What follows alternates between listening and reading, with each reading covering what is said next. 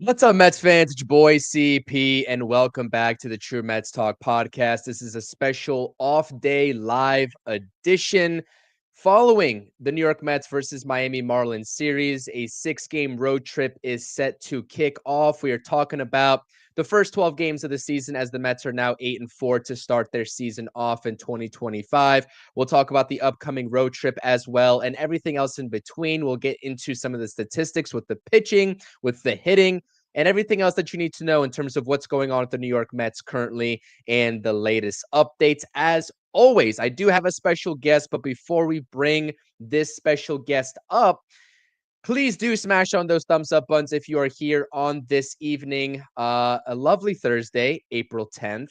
Again, not much action. The Mets have the day off, and this is the perfect time to have a live. And if you missed the video that I dropped a couple hours ago talking about Pete Alonso and how he is the best first baseman currently statistically in the National League, maybe even all of baseball, make sure to check that out. The link's going to be in the description down below. And as always, just as we do with the pre-games, the post-games, and all the other streams that we do, drop your thoughts and opinions in the live chat. I definitely do appreciate that. All right, without further ado, let's bring up today's special guest. Let's get into it. Please join me in welcoming our special guest to the True Mets Talk podcast. All right, I got my guy, Sunny Days Zach, in the house from the Sunny Days Media YouTube channel, talking all things Mets with me today on this lovely off day. Zach, it's been a while. How you doing, bud? Good. How you doing, Chris? Oh man, it's baseball season. It feels surreal. We're still waiting for a little bit of the warmer weather, like we saw this past week. But you know what? We're trucking along, honestly. Yeah, it's just good to get some games going, just have the regular season start and see the Mets actually playing some good early season baseball, because I feel like it's up and down with them sometimes. So, it's good to see them get off to a hot start, even with guys not producing. So it's been a fun week and a half of baseball so far. 2 weeks. 100%. And we're gonna get all into that, because if you all didn't know, and if you all don't subscribe to the Sunny Days Media YouTube channel, the link's also in the description down below. Him, Pask, and everybody else that appears on that YouTube channel covering Mets, Islanders, a whole bunch of stuff. Even sometimes Jerry with the Rangers and all of football, everything that you need to know for the football season over there on that YouTube channel. Make sure you go check them out and subscribe. Again, links in the description down below. But for those of you all who don't know, I'm actually very intrigued and very excited for this conversation between me and Zach, because Zach was actually, believe it or not, one of the true Brett Baty believers earlier in the season and in spring training. So I'm kind of curious to hear your updated takes. We'll get into that. We'll get into the lack of offensive production. We'll get into the production from the pitching side of things, as it's been a little bit of a 180. But as you said, it's a little bit of an up and down start to the season. 8-4. You can't complain whatsoever. And we are here to, walk you all through it. So appreciate Daniel Caps in the chat, already smashing the thumbs up button, saying appreciate the content, brother. I appreciate you, Daniel Caps. Brad saying, let's talk some off-day Mets. And did somebody win the beanie? No, nobody won the beanie that I was trying to give away. Nobody guessed the correct score between the Mets and the Marlins in the last 2 games of that series. So I'm going to have to try to find a maybe easier way to incorporate this giveaway for that sweet beanie. So let's get right into the topics. And like I said, for those of y'all who are watching, whether you're on X or YouTube, just drop the live chat comments and let's have a discussion, because this is, a little bit more laid back.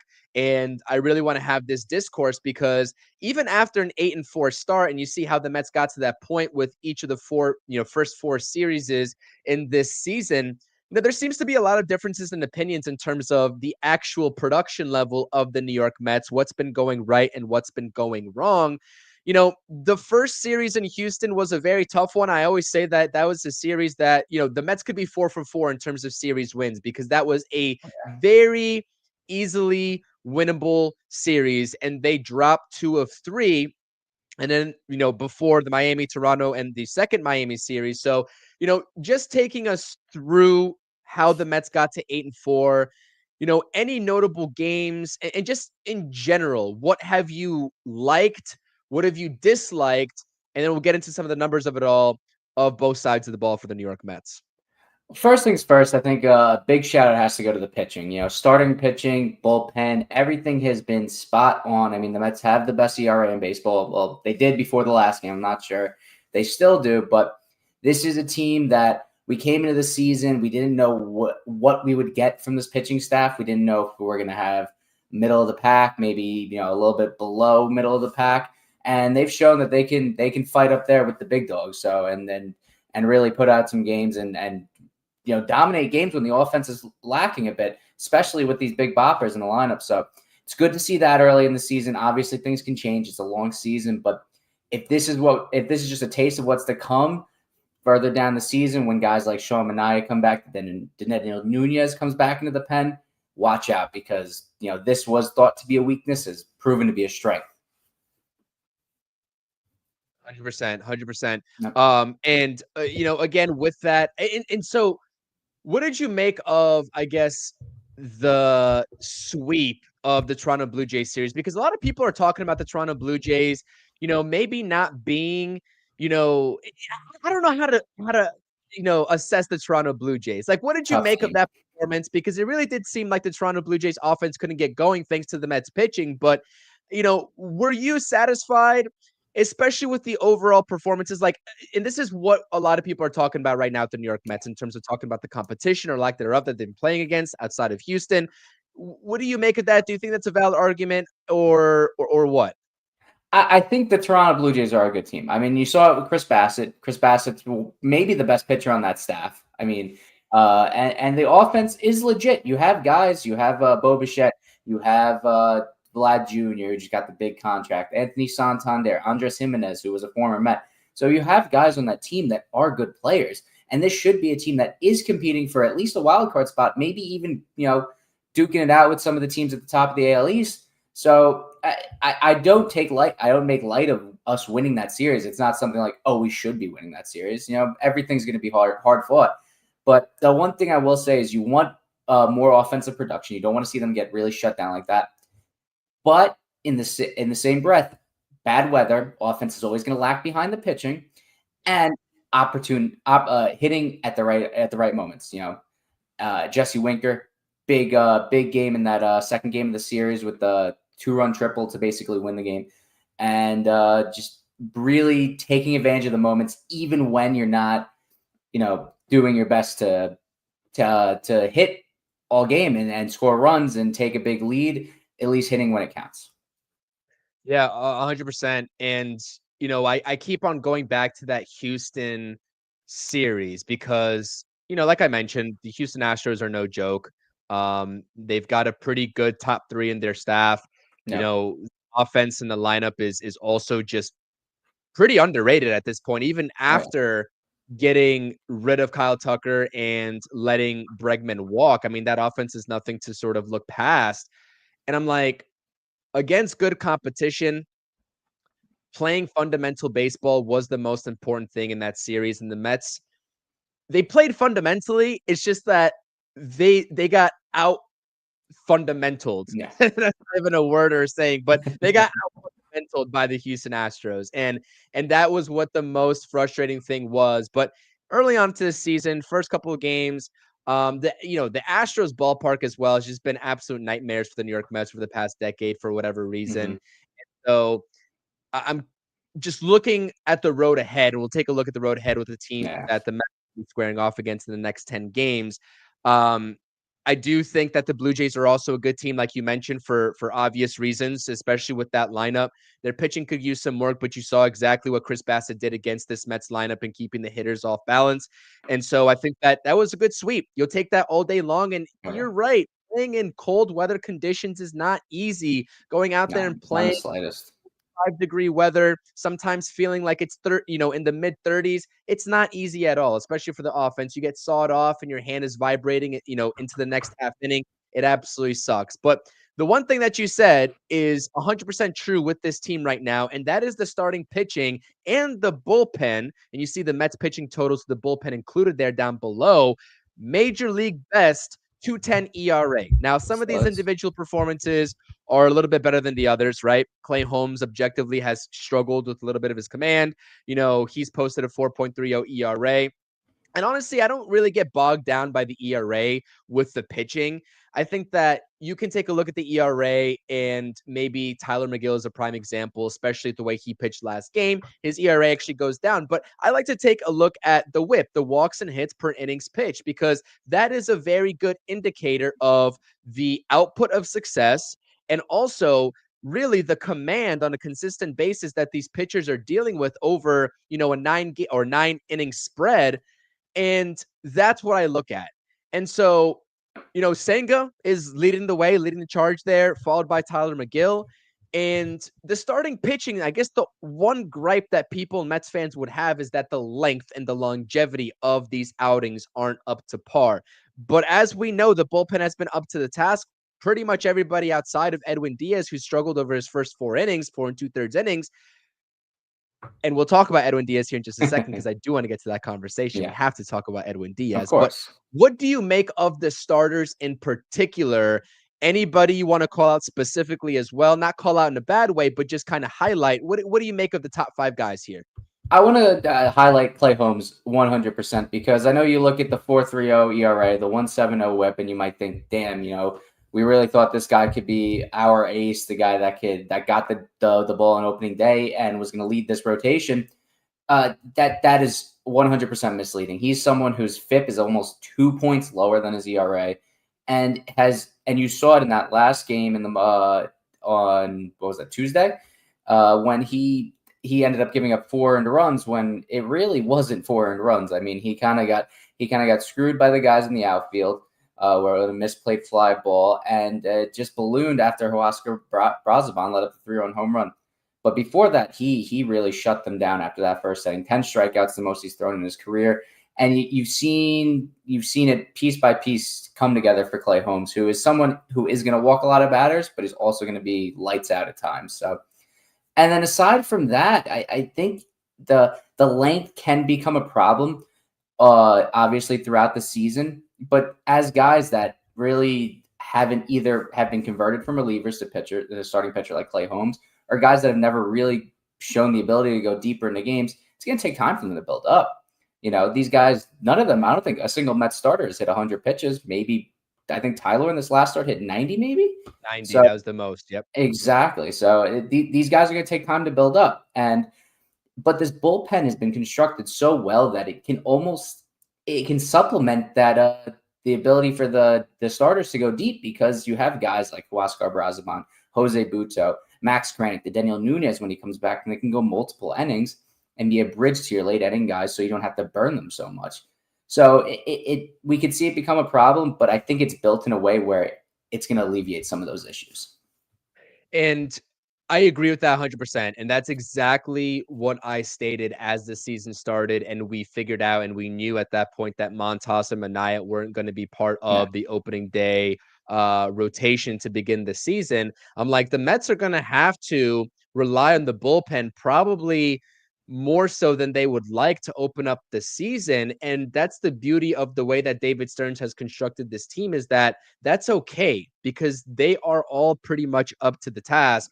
And that has contributed with them being the best collective pitching staff in all of baseball. I think both of the areas, the rotation and the bullpen, have something to say about that, have the contributing factors to that. But when you take a look at the bulk of work that the bullpen has had, they are probably, I would say, the bigger piece and the bigger story within that collective 2.10 ERA as well. So 100%. That's something to also think about. But the other thing here is as well, great point by the pitch count, because in every pregame stream that I do, and myself and Rob do, I'm always like, wonder how many pitches this guy is going to really throw in this game, because Mendoza really has a plan early goings in the season, and he's sticking to it.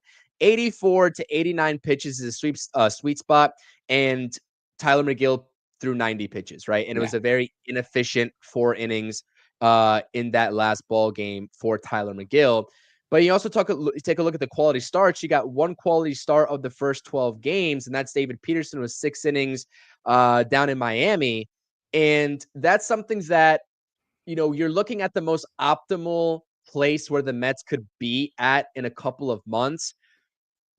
As the pitch count goes up, I would hope that the efficiency goes up as well to start getting them into the 5 1/3, 5 2/3, and maybe 6 innings pitched range. Yeah. But if you're only working with 85 to 90 pitches at the current moment, that's like 10 to 12 to maybe even 15 pitches less than you would have in a normal start.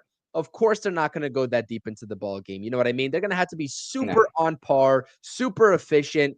And some of these outings just simply haven't been that. I mean, Clay Holmes has struggled this command a bit. Tyler McGill threw almost 30 pitches in the first inning of his last start. It's going to happen, right? David Peterson, I think on one occasion threw a plethora of pitches in an inning. That's going to happen, right? Yeah. I But think that was the ending he got bullpen, stuck in. right, exactly. And so the bullpen is really key. And so that's what I'm kind of curious about. But going off of that, if they can figure out the efficiency, adjustments are going to be made all the time. This is the beginning of the season we're talking about here. We're talking about a Yeah. 12-game sample size of 162. So we're kind of nitpicking at this point. I do realize that. 100%. When this rotation gets fully healthy, you're talking about 2 starters coming back, Montas and Manaea, right? This is kind of a fast forward look. I don't really know what their timetable is. I think that Montas maybe is a little bit, on the faster track than Manaea given the shutdown, but I simply don't know if that's factual or not. You're not going 7 guys in the rotation. Who gets outed, do you think? Oof, that is a tough question.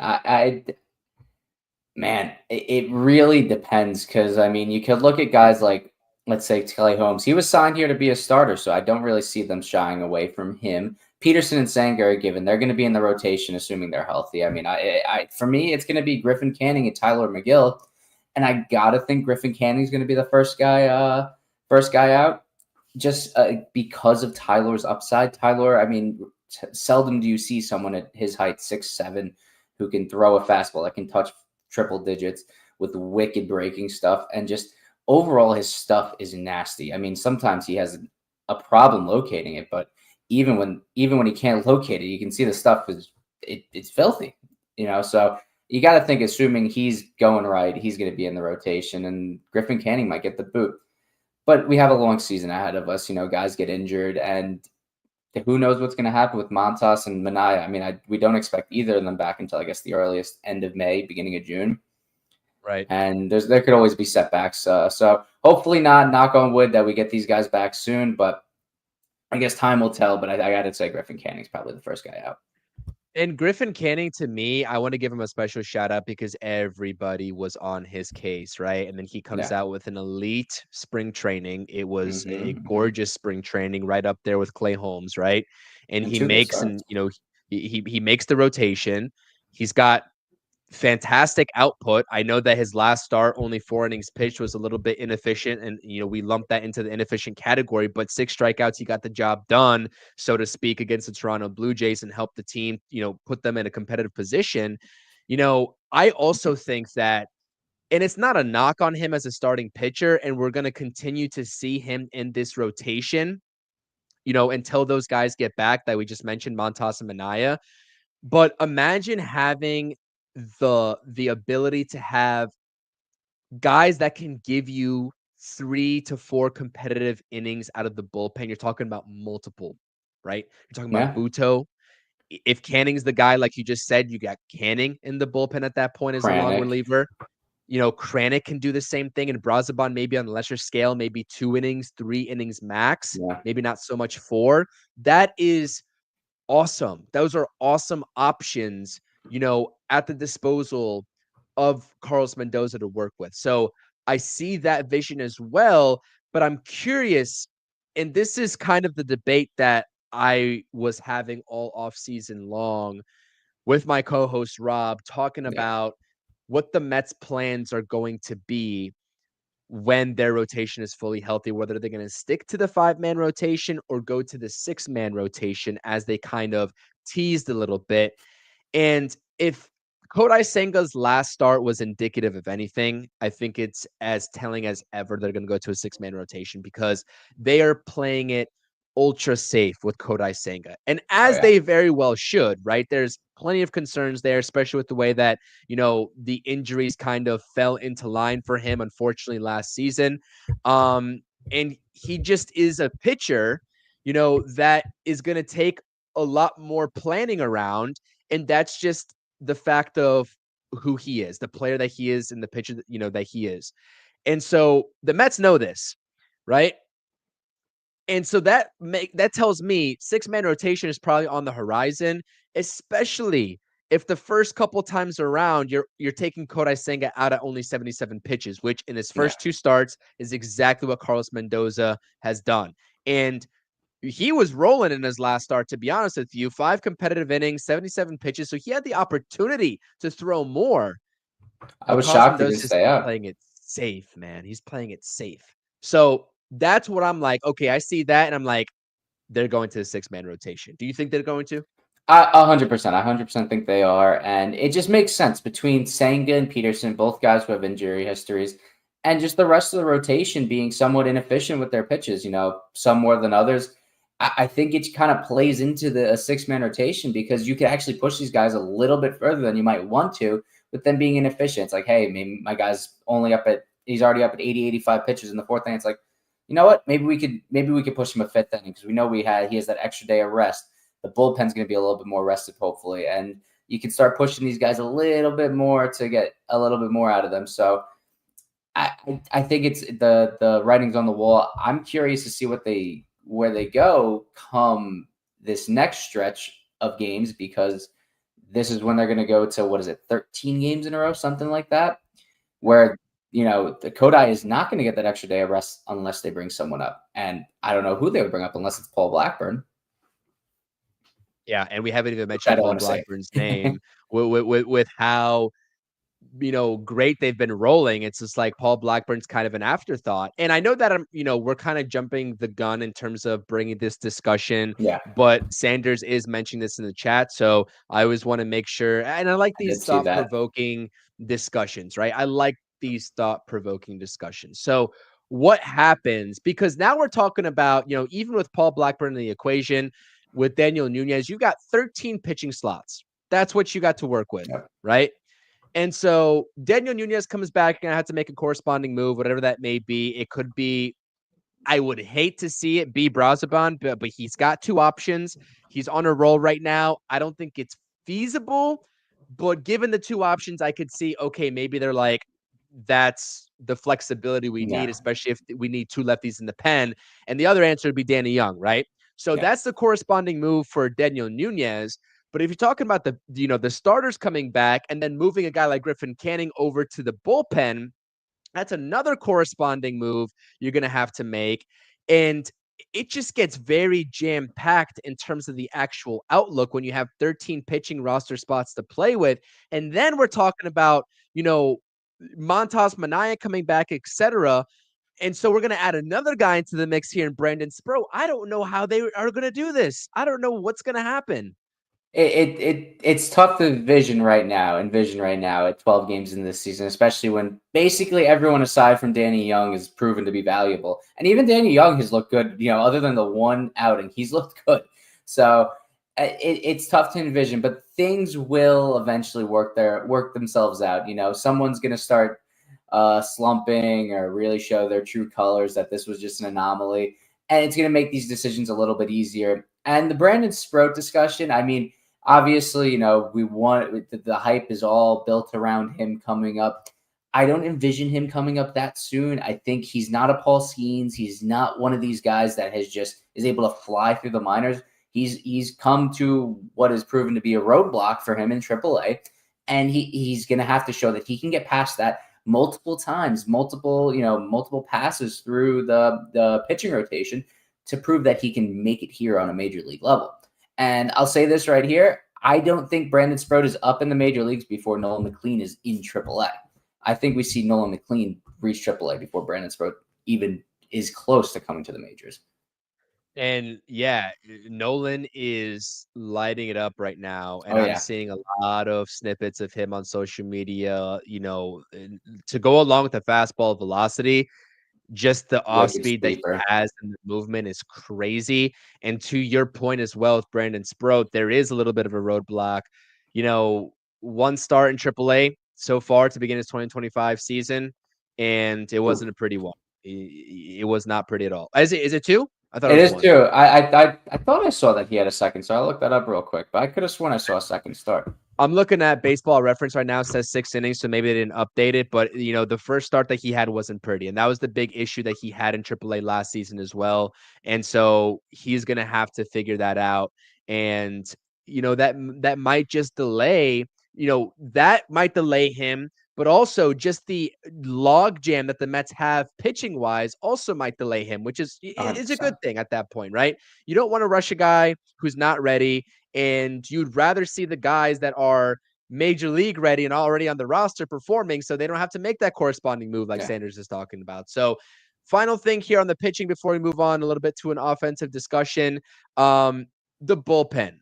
We got to talk about the bullpen. We got to talk about Edwin Diaz. But before we talk about Edwin Diaz and kind of the struggles that he's had so far to begin the season, of the bullpen guys right now that we've seen, regardless of how many innings they've pitched, who has impressed you the most?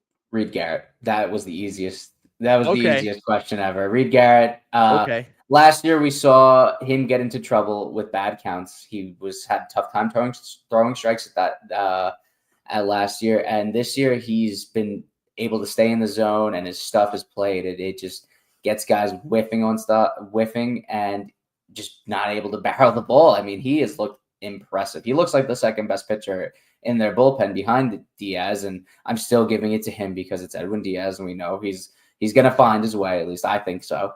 But Reed Garrett is someone who's been a diamond in the rough that I think it was Billy Epler that found him, and David Stearns is now giving him the chance here. So his ability to get guys to strike guys out, to induce weak contact, and if he can stay in the zone like he has, watch out because he's going to be a force. Who do you think? I love me some Reed Garrett, dude. Oh, yeah. I would honestly say that. I would say Reed as well, but for the sake of giving you a different answer, I'm going to go Huascar Brazaban, man. Yeah. I got to go Brazaban. This guy wasn't even supposed to make the team. No. The only reason he made the team was, I believe, because Paul Blackburn landed himself on the IL unexpectedly. I mean, this guy has got two options. He couldn't find the strike zone at all as a New York Met last season. And you saw what he produced in the first half as a Marlin last season. It's like, that's why David Stearns got him. The stuff is there. It's like, can he figure out where the ball's going? And he's figured out where the ball is going. Outside of the home run that he gave up in that not the last game against the Marlins. Yeah, no, not in the last game against the Marlins. What was that, the middle game? Anyways, in in that that game, it's like Holmes game. The middle game, yeah. Outside of that, he's looked so damn good, and he's producing multiple innings. It's not just a one inning and you're done. This is coming into the ball game, maybe even as the first reliever, and piggybacking off of the starter, where nobody had this guy making the original roster. Nobody. I didn't even have this guy making the original roster. I was like, he's gonna probably be a May, June call-up if something happens or somebody's not producing in the bullpen, and that's how he's gonna find his way onto the Mets. But damn sure not on opening day. And so I'm going to give you the answer to Brazaban, but between Reed Garrett's looked like the stud. No. And a lot of people, when Reed Garrett went into a different role and needed to, close some ball games and kind of failed in doing so with Edwin Diaz, I guess that suspension especially is when they gave him that increased role. Suspension, yeah. A lot of people jumped off the Reed Garrett banner. I was like, why? This guy is in a role that is not suited for him. He's not supposed to be a closer. No. He's a seventh inning guy. I think he could be an eighth inning guy very easily, to be honest. But the Mets have multiple eighth inning guys. Stanek, Minter, Nunez is an eighth inning guy as well. I'm sure I'm forgetting another person. And so that's great in terms of the options, but that's why you haven't seen Reed Garrett in that role. And what a gem that the Mets found in Reed Garrett. You're absolutely correct. And I love that answer by you, but I'm going to go Brazaban for the sake of being different. And not to take up too much time here on the relievers, but Reed Garrett has been somewhat of a fire extinguisher for the Mets. He's not the guy that's going to be, he's not going to see many eighth innings this year because he's going to come in to put out fires in the fifth inning, the sixth inning. When starters cannot get through an inning, they allow a ton of trouble on the base path, and he's going to come in and he's going to get strikeouts. He's going to get weak contact and limit damage or straight up shut it down. So, and that's what he's done so far this year. I mean, if you look at his outings, I'm pretty sure he has two where he's come in the middle of an inning with multiple runners on base, and both times has completely shut them down. So to have someone like that is special because a lot of these relievers, I mean, Kranick, Budo, both converted starters, or at least Budo definitely was. I think Kranick was thought to be a starter at one point. They were going to try to work that, play with that a bit. So these are guys that probably aren't used to coming in to the middle of damage, and they're going to be better off coming in on a fresh inning. So to have someone that can come in there and just put out a fire is special. Agreed 100%. Yeah, Kranick is the 3-pitch pitcher. So they were going to try him out in the rotation at the start of last season. Went down with a hamstring injury, and he just couldn't find his way back on. But last thing that we have to talk about the relievers is Edwin Diaz. You said you're not worried, right? I'm not worried because aside from this last game against the Blue Jays, it's been pretty good. I mean, you're going to have your usual Edwin Diaz experience where he's going to walk a couple guys and he's going to strike out everyone else.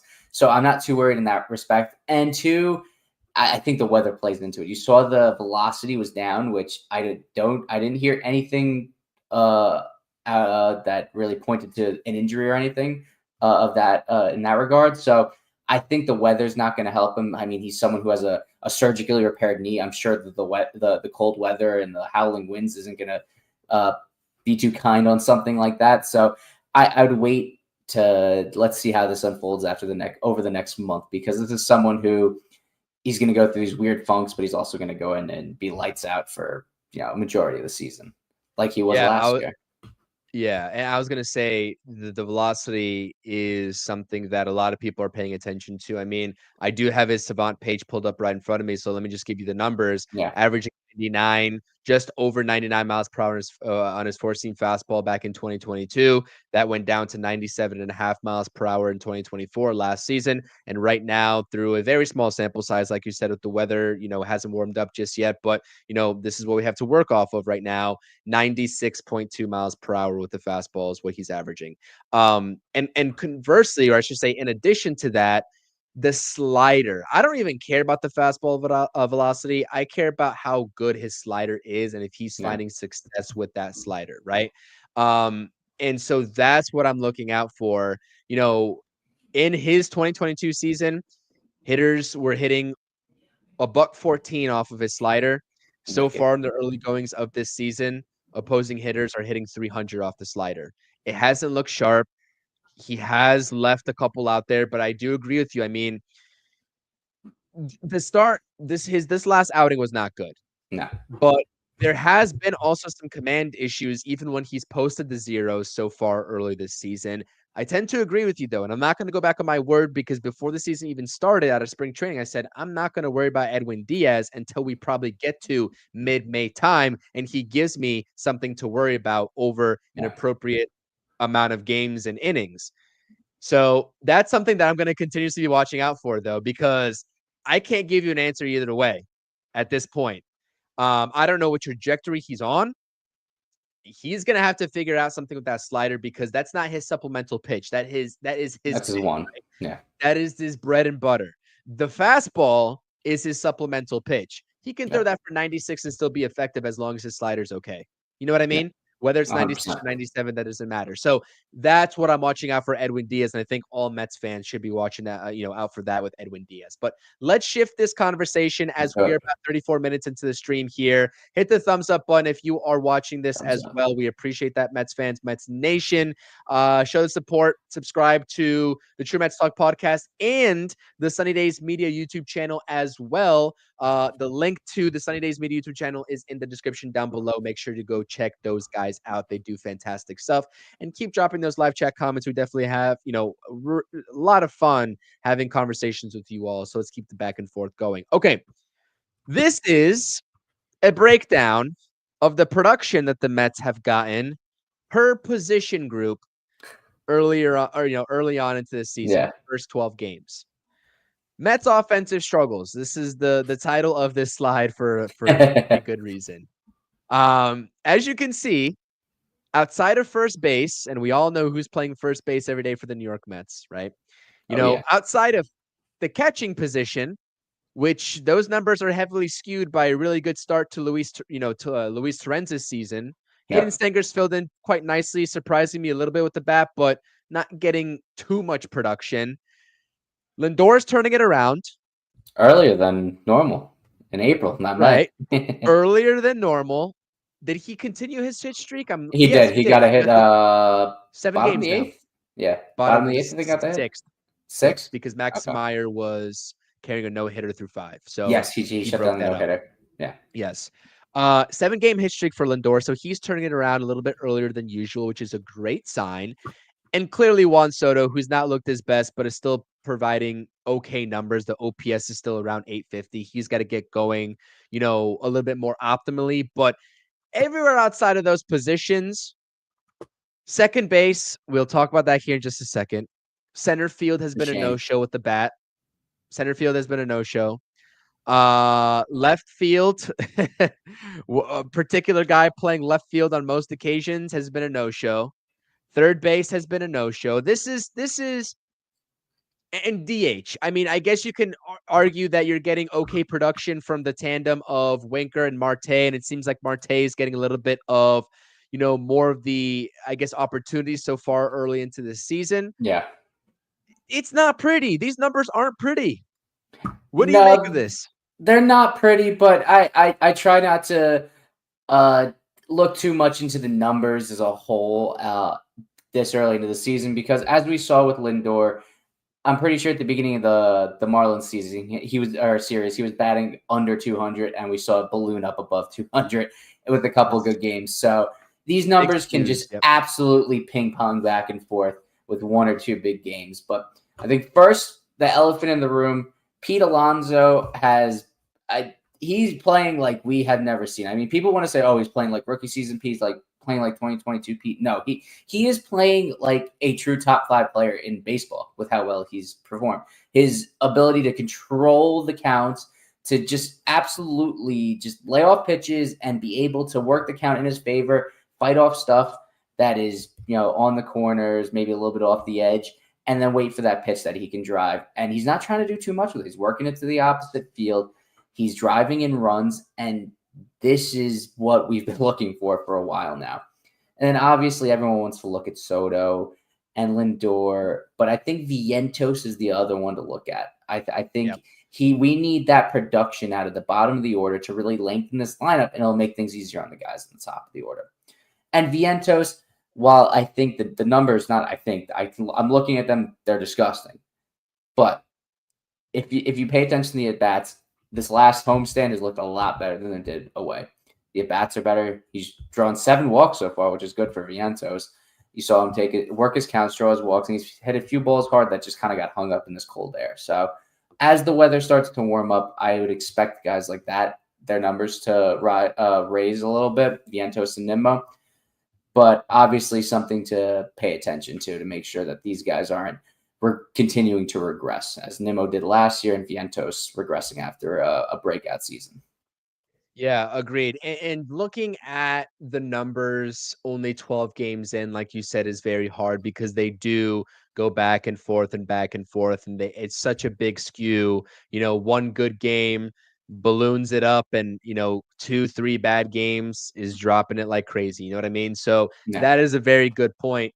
This is what we have to work off of, but also just looking at the overall approach of these guys and their at bats as well. So this is a little bit more of an in-depth taking a look at the guys that generally appear in the top 5, top 6 of the batting order here. That's the guys that I included. And we'll talk about, the other elephant in the room being Acuna and Beatty here. Don't worry, we're not going to skip over that. But I agree with you. First of all, Pete Alonso, the numbers aside, the numbers are fantastic. I mean, take a look at 15 RBIs. The guy that bats behind Juan Soto in this lineup, I always thought was the most important guy in the lineup, right? Aside from Juan Soto himself, the guy that bats behind him needs to get the job done. And thus far, Pete Alonso has been overly up to the task. And the approach is just so much different than it was last season. I mean, look, he's already like the on-base percentage is leading the team as well. So it's better than Juan Soto's, right? That's contributing with 8 walks. He is laying off of some of these tough pitches. And Keith Hernandez was even saying it on the broadcast in that last game in the series finale against Miami. He's like, a lot of people talk about the down and out slider, and Pete Alonso not Splits on swinging it. at that this season, but also the sinking fastball from a right-hander, especially going in on him and diving into him like his thighs at this point, maybe his hands, he's laying off of those as well. And he also Mhm. struggled with that movement on the two-seam fastball riding in on him a lot last season. So that was a very good point by Keith. And you're seeing him just grind out at bats, not afraid to take the base via walk if they give it to him, not trying to do too much. I think that he was trying to do a little bit too much last season. Clearly, the contract was a big factor. He It was even, looming. that himself. But you have to also know the situation and know that he is still in the contract season. And so not only is his approach different, you'd have to think that the mental toughness, and just everything that has to do with the mental side of the game in the game of baseball, which is a huge side of this game, for people who played it, know that very well. I don't know what he did in the offseason, but he just looks like a different guy at the plate, a different guy. But I agree. I think a lot of people are going to have start having discussions around Brandon Nimmo. This is, if he doesn't pick it up, this would be his second season in a row. Last year was abysmal. We talk about this all the time. I'm curious in terms of how you've assessed this, but since Brandon Nimmo has moved into the middle of the order, what have you noticed about his approach? Do you think that he should be continuing with the approach? Because for me, when I look at it, when he was batting leadoff or maybe in the two spot versus now batting, anywhere between 3 to 5, he's taking less pitches. Yes. It's The expanding the walk strike zone. the walks are down, expanding the strike zone by a lot, and it's not really producing better results whatsoever. So, do you think as if the Mets continue to roll him out there in the 4 or 5 spot, would it make sense to go back to like a leadoff approach, but just in the 4 spot or the 5 spot? Or do you think that he has to keep rolling with what he's doing right now and just hopefully it sticks? That's a loaded question, but I think right now keep doing your thing because we look at the numbers and they don't look good. And his inability to hit with runners in scoring position, I'm pretty sure he's come up with one of the most, if not the most, runners in scoring position this season. And By an the most. inability to, an inability to drive them in has been a problem. But in the inverse, you look at his Savant page and it's red. It's loaded with red all over the place. So it's tough to figure Nimmo out because I think if assuming that you think there'll be some regression to the mean, he will start to pick it up and he'll start to get some better luck because he's hit some balls hard. He's taken some good at bats, even though he has expanded the strike zone and been less patient. And you kind of expect that of a cleanup hitter. So I'm okay with him continuing on this path for now. But if things continue this way for some time through the rest of April, I think either a change in the order or just a change of approach back to what he used to do would be the way to go. Because I think just as what him and Vientos profile as, I think Vientos profile is more as a cleanup hitter and Nimmo more of a I guess top of the order or like as a almost like a pseudo leadoff guy for the bottom of the order, so he can work in the 5 or 6 hole. So I think they'll start to look at it once guys like McNeil and Alvarez start to make their way back in the lineup. And in terms of a lineup change, I don't think that there's I don't see them in any way moving him down to like 6 or 7. Unless I'm just clearly just wrong and Mendoza does that, there's nowhere for him to go up. He's not going to bat No. leadoff again. That's Lindor's spot. If Mendoza's just so adamant about Juan Soto batting in the 2 hole, that's fine. And he's not going to hit there. So there's really nowhere to move him but down. There's no opportunity for him to go back up. And if you move him into the 2 hole and move Juan Soto down, which I've been a proponent of before, that means you have to move Pete Alonso. And clearly Pete Alonso's on a roll in that 3 spot right behind Juan Soto. So it's going to mess up a lot of things if you move him up. I'm just not sure that Mendoza's going to I don't see them. How many times has he batted 6th on the New York Mets He in hasn't in a recent memory? while. I mean, In a while. since before Pete Alonso's come here. I mean, I think at the beginning of his career, he was batting at the bottom of the order. I think he was that second leadoff hitter. and then he kind of worked his way up into that like 6-7 hole, and eventually just found a home at the leadoff guy. It's a weird question because we have so many people there. I think you could see maybe him batting 6 as some sort of defense for Vientos. Maybe you put Winker on against righties in the cleanup spot. He might fit in that role ahead of Vientos, but they have so many ways they can play with that 4 through 9. I think right now 1, 2, and 3 is going to stay that way. Soto likes batting second. It's great to have him there ahead of Pete, behind Lindor. You've seen the change of how Lindor's played so far this season, his ability to see pitches earlier in the count and earlier in the season with some protection like Soto. So I think you keep that 1 through 3 there, and then you play with it at the bottom half of the order, or not the middle through the bottom half of the order. But we have some time before there needs to be any major changeups. I think it's still so early on where you could see these two guys having a tremendous series in Sacramento against the Athletics, and we're not even thinking about this in a couple of days. So we have time to let things develop.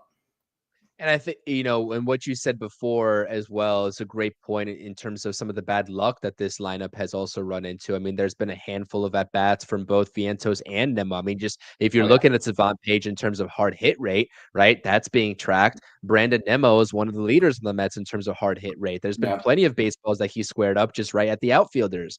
And, Vientos kind of is the same thing. I mean, he got robbed on a base hit. There would be a base hit by Griffin Conine. He's putting together a lot more competitive at bats. I know he's lined out to the shortstop at least one time too. So they're making solid contact. It's just not finding any green out in that outfield, right? And so, like you said, that's either going to change or it isn't. And I know that some people like assessing that, right? That's just kind of like FIP from the pitching side of things, like what the statistics could be, but they're not, right? With everything else being equal. Same thing for the hitting. I mean, it's not the at-bats, I will say, progressively have been getting better from a lot of these guys that are still struggling. I think Nimmo and Vientos are putting together fine at-bats. For the most part, there's still kind of some things I'm like shaking my head at and kind of scratching my head. I'm like, what are you doing in certain situations? But for the most part, I like the top 5, top 6 in the overall at-bats, collectively speaking, from what I've seen.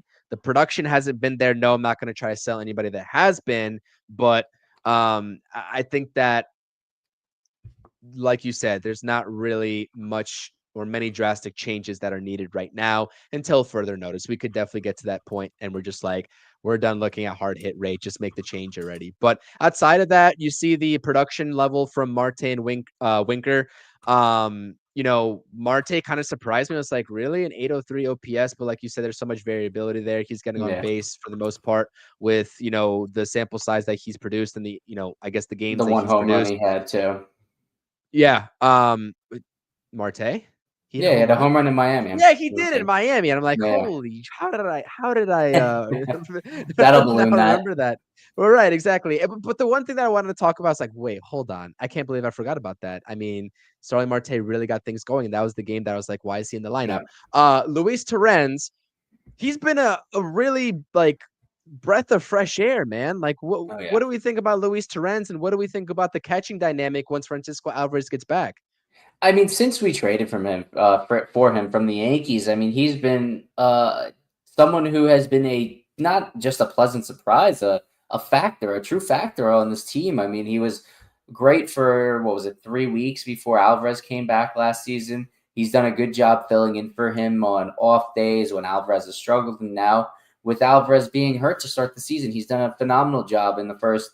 I guess it was two plus series because he did kind of get banged up in against Toronto and wasn't able to play against Miami. He's done a really good job. I mean, he's been he's been that guy that's been able to make stuff happen at the bottom of the order. If I'm not mistaken, he has 3-4 RBIs, if I'm not mistaken. So he's been able to drive in his runs and produce where basically it's been barren. I mean, aside from him, I mean, Beatty and Acuna have done nothing. Siri and Taylor have done nothing. So to see some form of production has been phenomenal. And I say this loosely, he's been a great backup catcher, but I don't know for how long. I mean, if I was him, I'd be asking for a starting job somewhere, come this offseason, especially if he can keep these numbers and keep up this production. And his ability to It's not going to be this offseason because he's under control for one more year with the New York Mets, Oh, unless yeah, they yeah, trade that's right. him. Yeah, I would. I But mean, you might ask for a trade, but that well, rarely and happens. he might ask for the starting role even when Alvarez gets back because he's like, there's no way this guy's gonna out hit me because like Alvarez has got a lot of issues with the swing to figure out as well with the whole Yeah. mechanical change and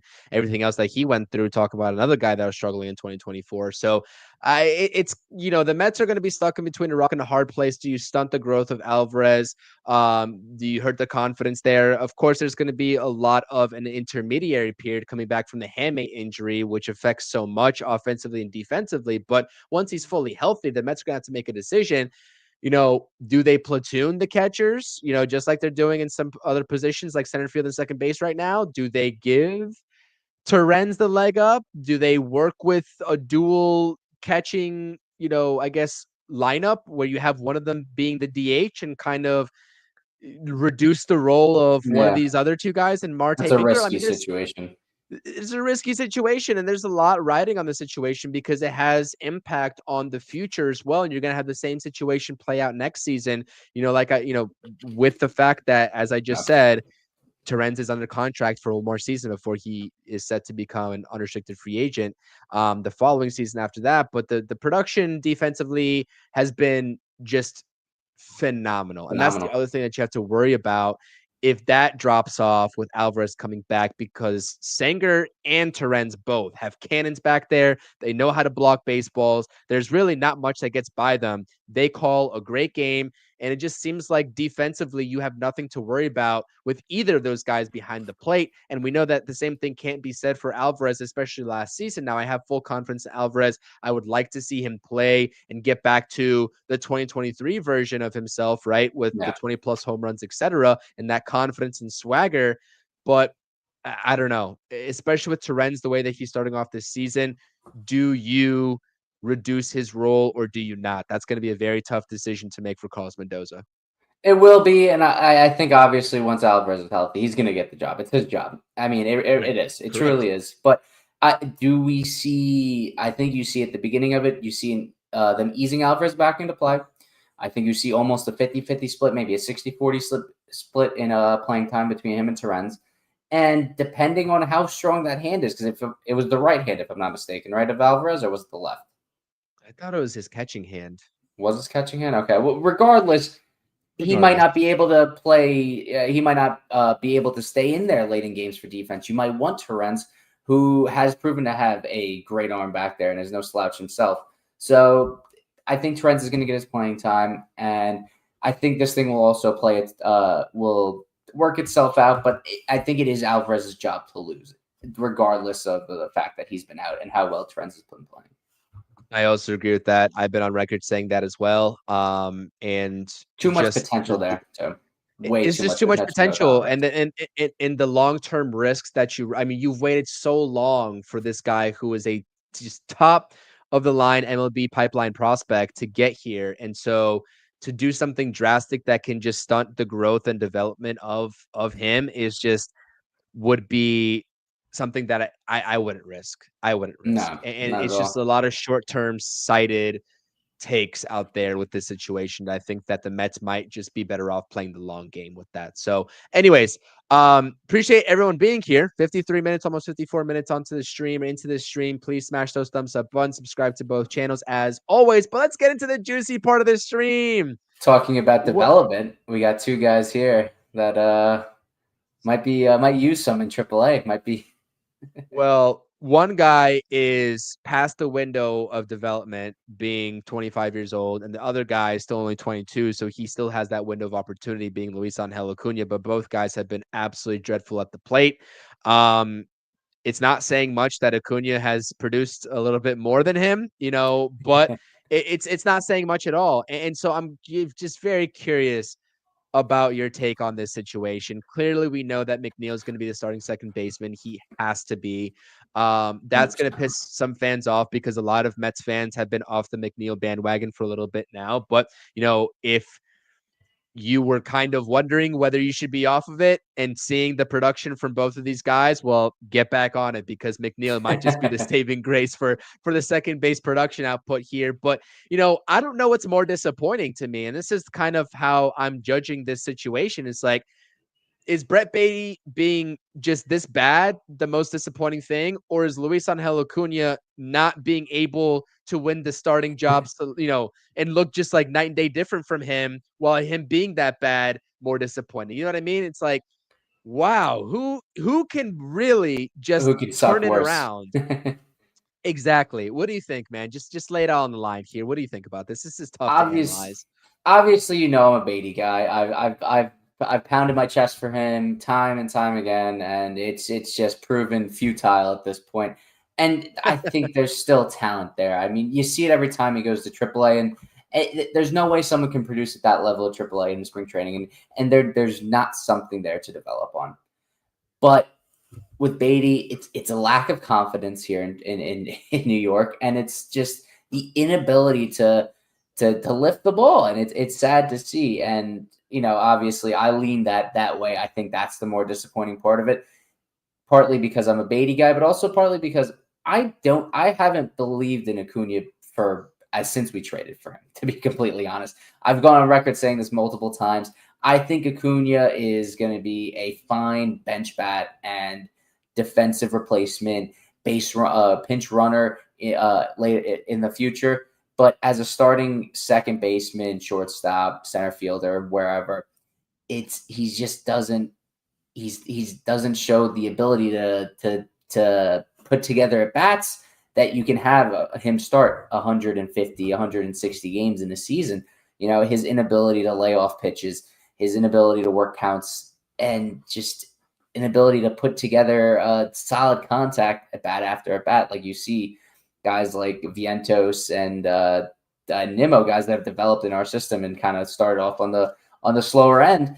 They've been able to develop into that, and he just hasn't so far. Granted, he is young, and I think maybe I'm counting him out a little bit too early, but I'm just not an Acuna guy. So I think he belongs in AAA with Beatty once McNeil gets back. And it's kind of weird saying that McNeil might be our saving grace, but he might, even if he's only batting 225, 250. That's much better than what we're getting here. And if we can get some form of the McNeil we got the second half of last season, who was looking like McNeil of 2022, I mean, this lineup's going to be deep and long. Dude, he comes back and bats 230, 240. That's already night and day different than what you're getting right now. I mean, really. So, I mean, the bar is really not it's really that low. High. So it's non-existent. There's no bar.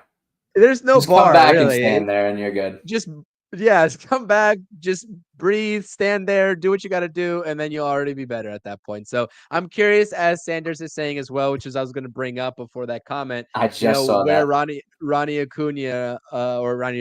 Mauricio, excuse me, fits into this equation as well. I don't know, man. I don't know. What do you think about Mauricio? Not to get off the Beatty Acuna point, but what do you think of him? Because I know what I think of him personally as a fielder, as a hitter. I mean, the dude's electric. I mean, there's no question about it. But what are your thoughts of him as a fielder and where he might fit into this team? Well, honestly, the sample size, the very small sample size that we saw, when he got called up, what was it, 2023 season, when there was a lost season? Yes. It wasn't that bad defensively like everyone was making it out to be, really. And the body size, I guess, the stature, and just, how much, how beefy he is, for lack of a better term, I guess is better suited for third base. Are you really going to move off of Vientos? I mean, you could make him a DH in the future, but I don't think they're going to do that, right?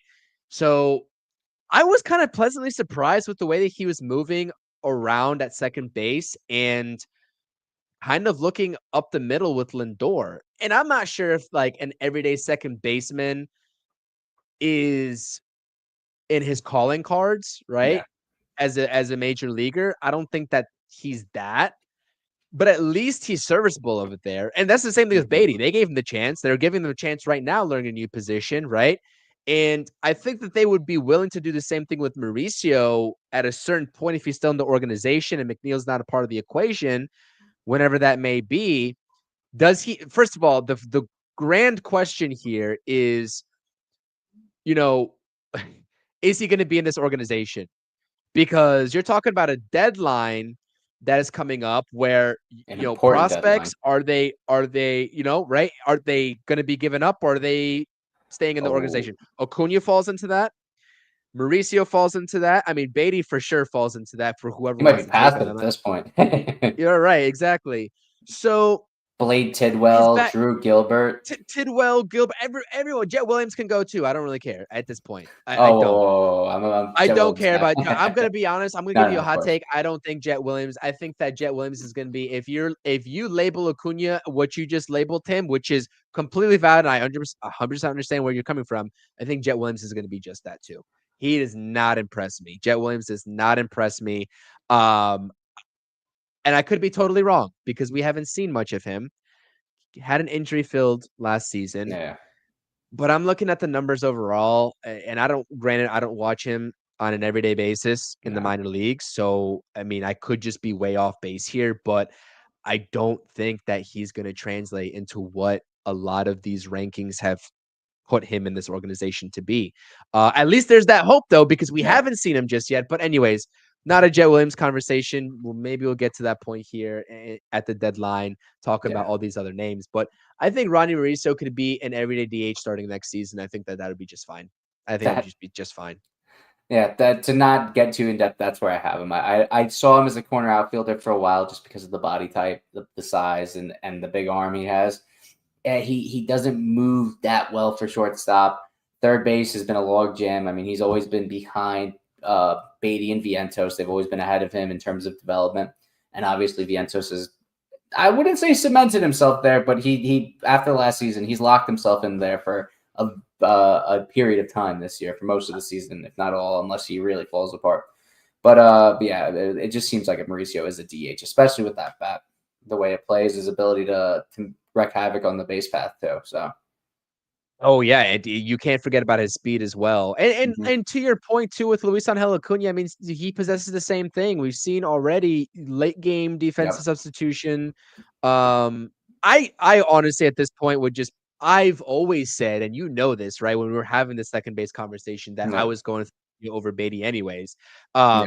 At least give the younger guy the chance.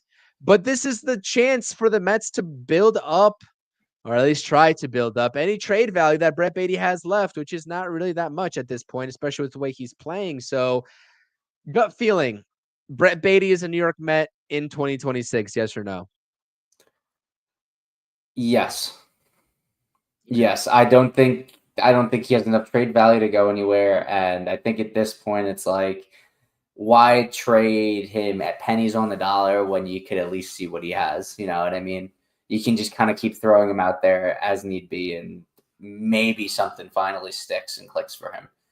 Acuna, I also think is a Met come 2026, at least a Okay, I was gonna AAA ask you the Met. same thing. Yeah, I knew you were going that way. I don't see much trade value for these guys, to be completely honest. And to at that point, at this point right now, with McNeil looming, he's going to be back. He's going to be the everyday second baseman when he's all done with his rehab assignment. Give these guys a series at a time. Run them out 3 games here, 3 games there. It's like if Acuna goes and produces in this next series against the Athletics, give him the next series. He doesn't produce, go back to Beatty and just see what happens. I mean, at this point, it's got to be production based. You can't just give these guys chance after chance. If they're not producing, switch it up. And I don't know how much time they're going to have to do that, though, because 2 McNeil is weeks. set to start a rehab assignment. I mean, yeah, at Yeah. some point here in this week. So we'll see. He's already getting reps. I think he's already been in some simulated games down in Florida from what I've seen. I saw a clip Um, earlier today, so I think it a might be clip. his first because I know he's a little bit behind Alvarez. Alvarez was in a game today, if I'm not mistaken, or yesterday. Yes. I think, but yeah, he's behind One of the Alvarez. Yeah, but the good news is that they're well on their way back. They're starting rehab assignments, and that's good. So, but as it pertains to Luis Angel Acuna, right? Before we kind of wrap up this conversation between these two guys, I don't think that we can overstate how bad that they've been. As you know, I'm not gonna say especially Brett Beatty, both of them, right? But Luis Angel Acuna, there was a lot of discussion surrounding him also being included in a trade, maybe for a frontline starter like Dylan Cease this offseason. And you got to think, right? If the Mets really were in the business of wanting to trade Luis Angel Acuna, given what he did in a small 14-game sample size when he came up to, replace Lindor last season, Yeah.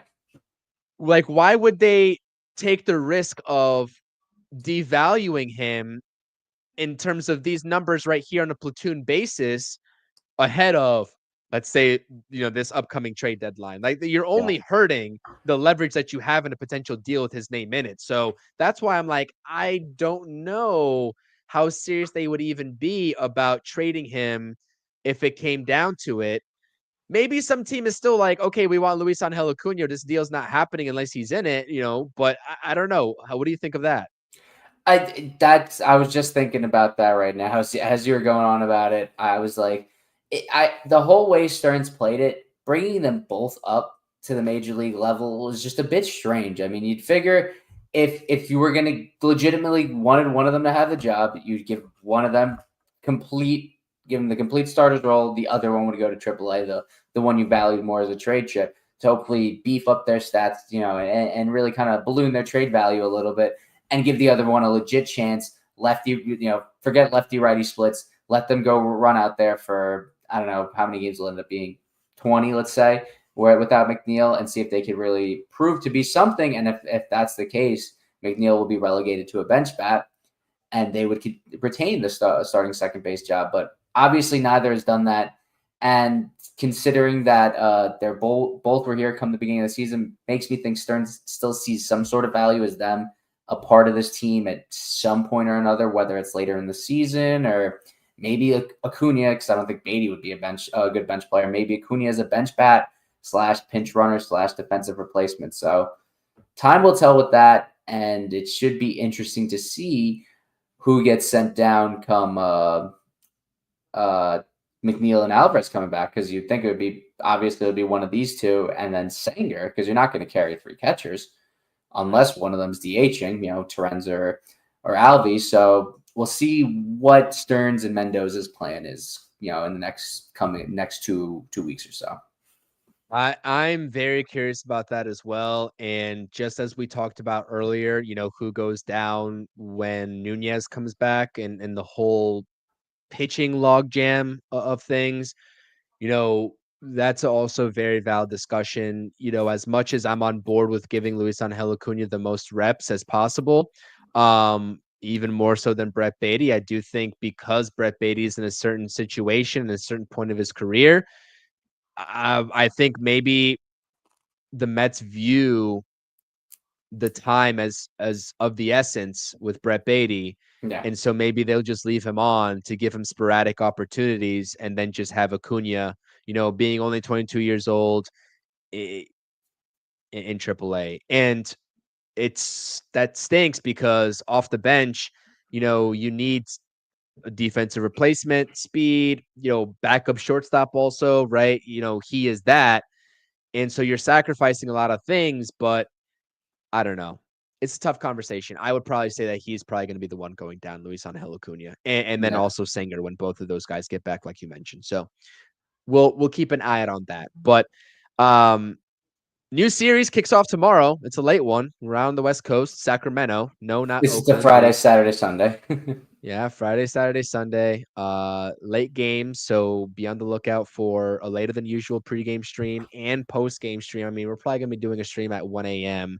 or something like that for the post game when this game finally concludes. But 3-game set between the Mets and the A's. Then they go to Minnesota to round out the 6-game road trip before coming back home, I believe, for a 4-game set with the St. Louis Cardinals. That's 10 games right there. Live chat poll is geared towards, if you are watching over on X, come over to YouTube, vote in the live chat poll. How many games do the Mets win over the next 10 games, being that they're 8-4 over the first 12 right now? What are you looking out for in these next 10 games, maybe specifically with this A's series, since that's what's coming up first? I think JP Sears, lefties on the mound in game 1 versus Griffin Canning, is who the Mets have going out there. And it just seems like a great time to get the bats rolling because Oh yeah. that stadium that they're playing in right now, the balls are flying out of the yard, and the A's offense hasn't gotten going just yet. I think that they're at the bottom of the division.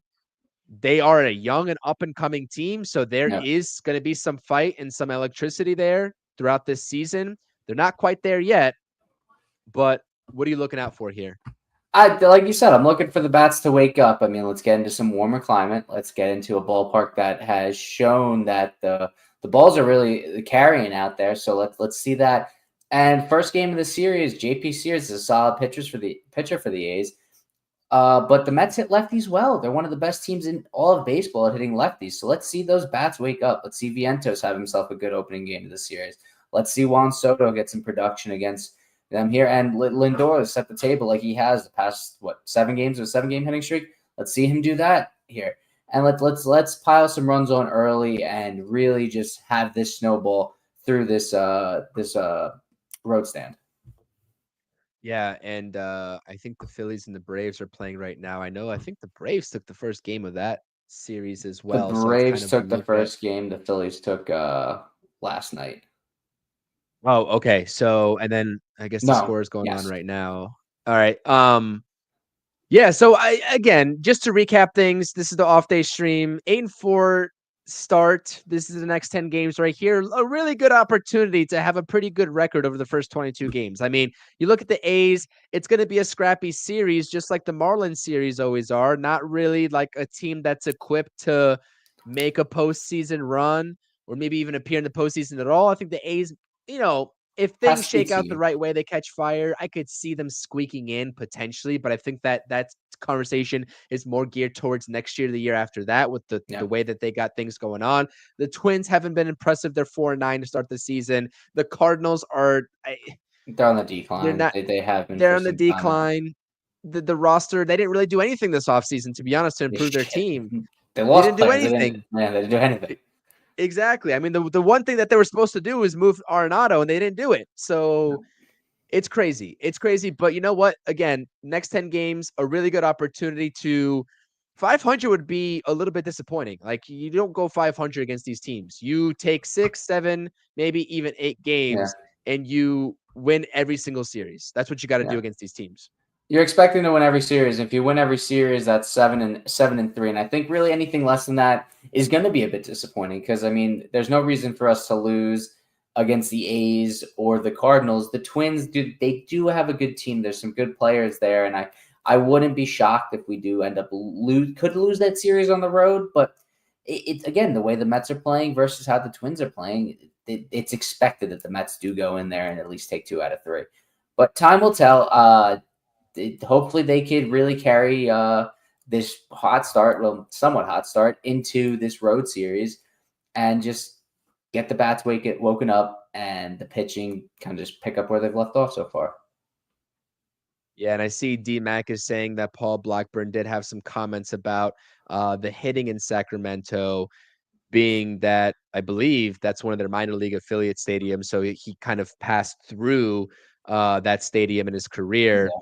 But I don't know exactly what he said. It's like in a valley or something, right? Where the it's just allowing the ball to carry more, something like that, or the elevation, something along those lines.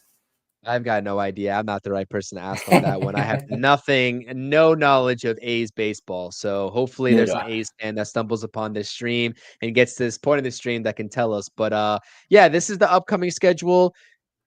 You got to win every series. You got to win every series here. Just like you've been taking care of business against these teams like the Jays and the Marlins, especially the Marlins, that's kind of the equivalency here. Now, I think the A's are a little bit of a step up above the Marlins, especially when their offense gets rolling as it hasn't, but the Twins and the Cardinals, those are pretty bad teams objectively. So take care of business.